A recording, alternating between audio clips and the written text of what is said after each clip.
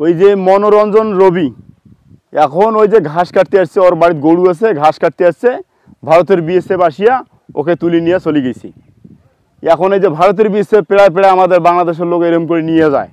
এখন ওই সময় তো রাজমিস্ত্রি কাজ করে, রঙের কাজ করে, বাড়িতে গরু ছিল, ঘাস কাটতে আসছে, ভারতের বিএসএফ আসিয়া ওকে ধরে নিয়ে চলে গেছি।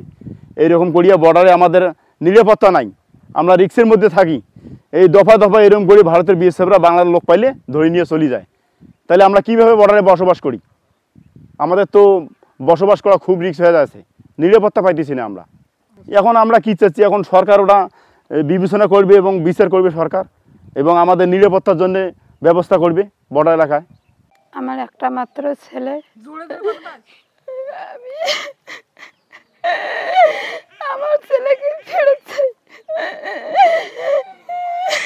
কেন নিয়ে গেছে বিএসএফ? কেন নিয়ে গেছে? ঘাস কেটে গেছে, আমি তো মেডিকেলে কাজ করি।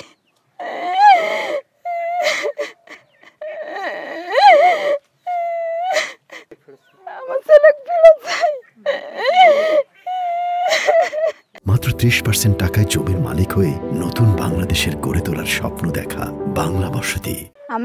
আমার মা মেডিকেলে কাজ করে, আমাদের গরু হচ্ছে, আমার ভাই আমাদের গরুর জন্য ঘাস কাটতে গেছে। ইতিমধ্যে ভারতের বিএসএফ এসে আমার ভাইকে নিয়ে গেছে। আপনারা দয়া করে আমার ভাইকে ফিরিয়ে দিন।